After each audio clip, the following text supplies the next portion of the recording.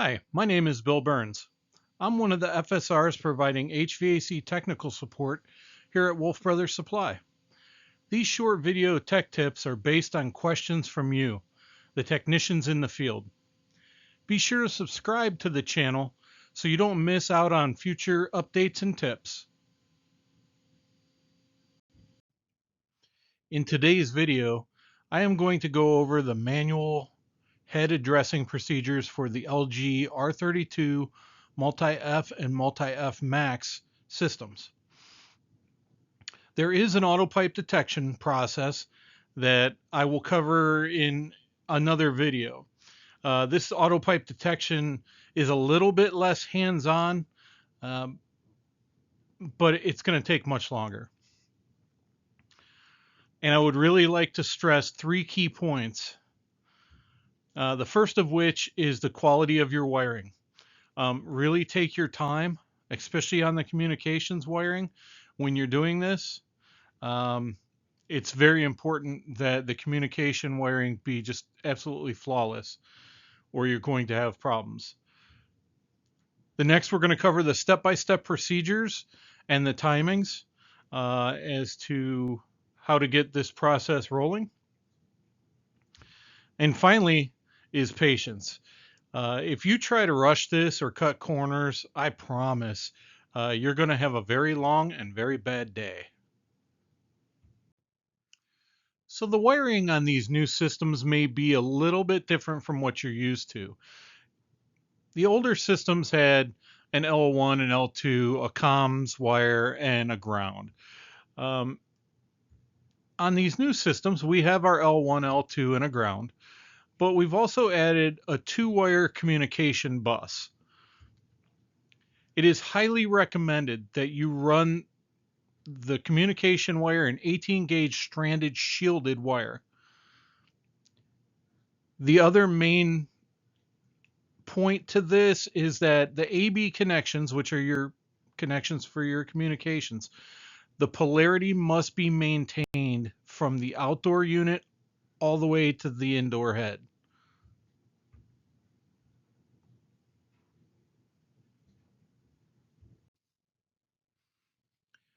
All of the wire connections need to be made using number 8 stud fork or ring terminals. I have had people call, and 90% of the time when they call with a communications problem, I'll ask them, are you using rings or forks?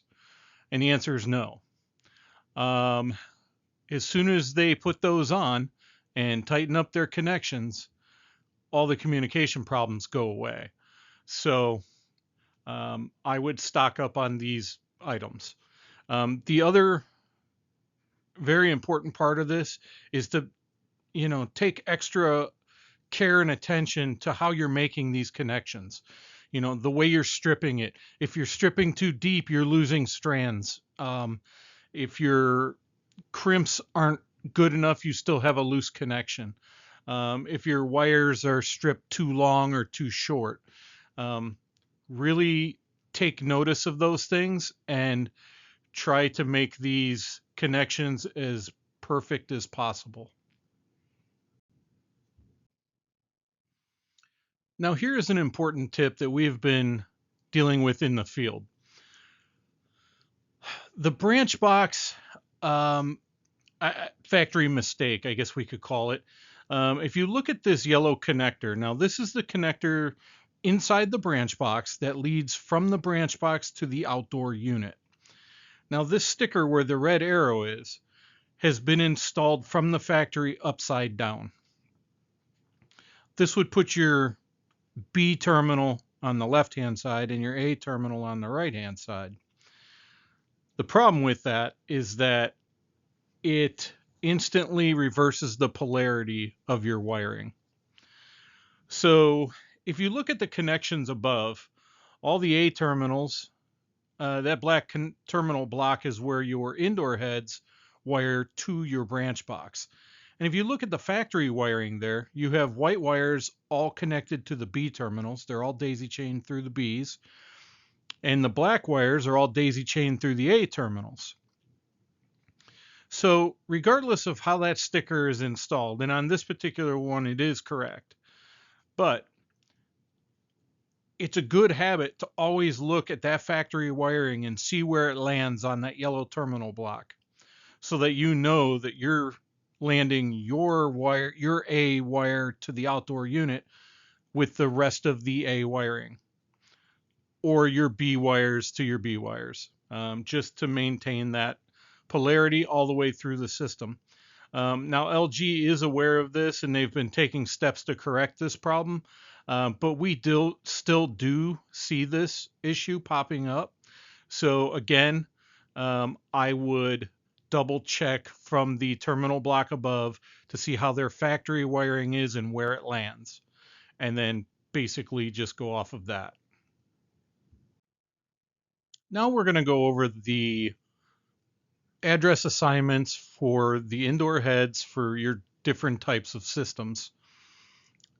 At this point, I would make a list so that when I'm doing my actual addressing later, it's just very easy and I don't have to be running back and forth.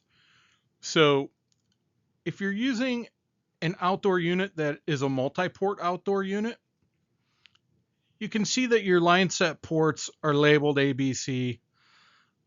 So what we're going to do is the indoor head that has line sets connected to port A is going to be addressed 0A.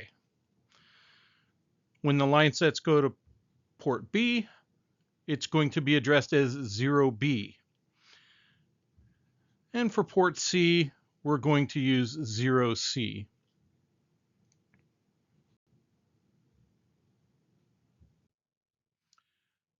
Now, the addressing assignments are a little bit different if you're using a single branch box or a double branch box, but we're going to cover single branch box. And at this point, the branch box itself needs to receive a address. If you are using one single branch box, the address for that branch box is going to be 00. Now, port A on the branch box is going to be 1A now. Port B will be 1B, and port C will be 1C. Now, if we have multiple branch boxes, we have to address all of the branch boxes. So your first branch box, just as in the last slide, will be 00. Your next branch box will be addressed 01. So let's go to port A on the first branch box will be 1A, and port B on the first branch box will be 1B. Now port A on the second branch box is going to be addressed as 2A, and port B on the second branch box will be 2B.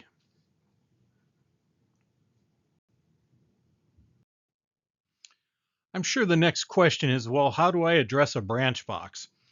So if you look inside the branch box at the circuit board, right below the display, you're going to see two gray dials. Now they come set from the factory at 00, which would be perfectly fine for a single branch box system. Now, if you have more than one branch box, you have to address these branch boxes. So, as you can see here, this branch box, the dial on the right, has been changed to 1. So that reflects 01, which would be your second branch box. Now, if you have a third branch box, that branch box would be 02.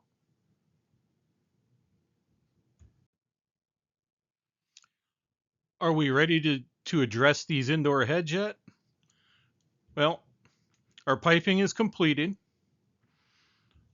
All of our wiring is completed and double checked for loose connections and just good wiring. The list of our indoor heads and address assignments has been made. So now we're ready to just head outside to the outdoor unit. So now we're going to power up the outdoor unit.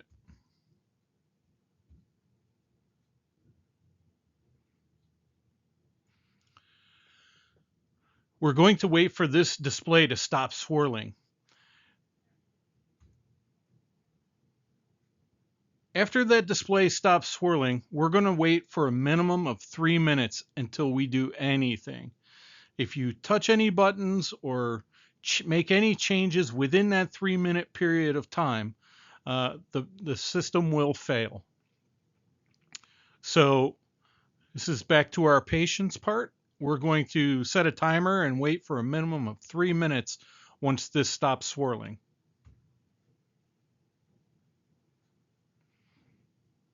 Okay, so now our 3 minutes is gone by after it stops swirling. And now we're going to go inside and start the addressing process.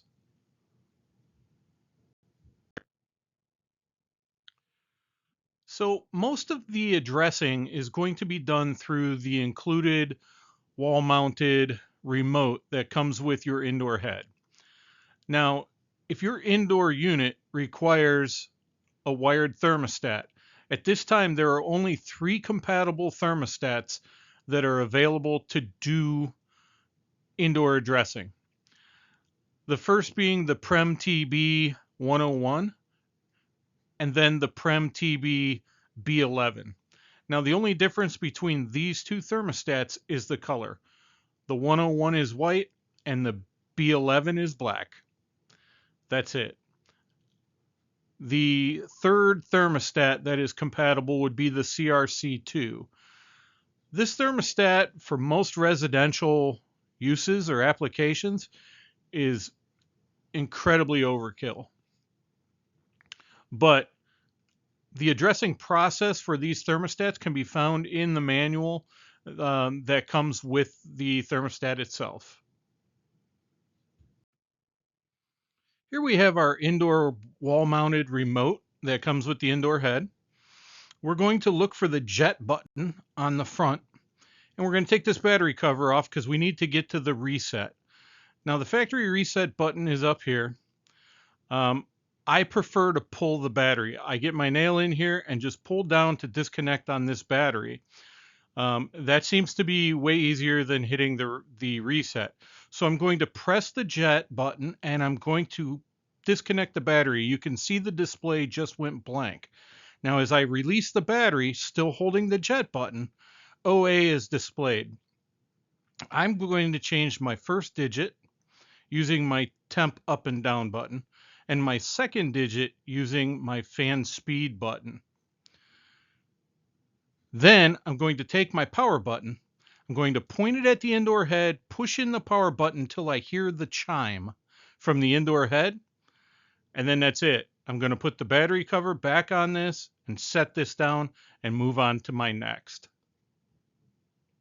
Now, if you have a different remote that has the 3 buttons across, the process is going to be identical, except for instead of holding in the jet button, you're going to hold in the plasma button, pull the battery, reset it, and change your digits the same exact way as we did in this process.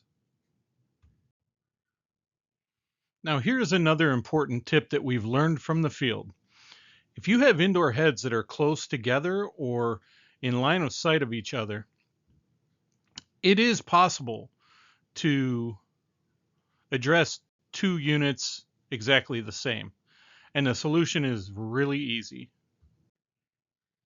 The solution is just stand closer and point it directly at the indoor head that you're trying to address. Now that our indoor heads have all been addressed, we're going to head back outside. Now, it's obviously been longer than 3 minutes, so we don't have to repeat that process. Our display is blank. And what we're going to do is we're going to press this red button and hold it for approximately 5 seconds until 88 appears on the display. Then you can release the button.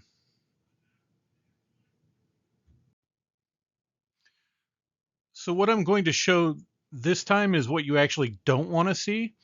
And what that is your outdoor display goes to 88, which is like a test mode.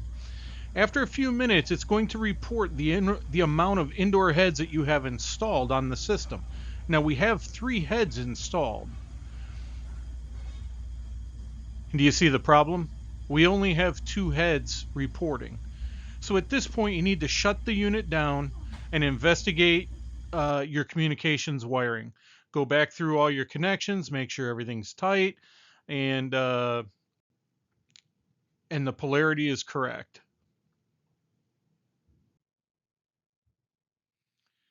So now in this particular case is what you do want to see. So we have 3 indoor heads installed. The display turns from 88 to 3 heads reporting. Now it's going to flash this for a few minutes.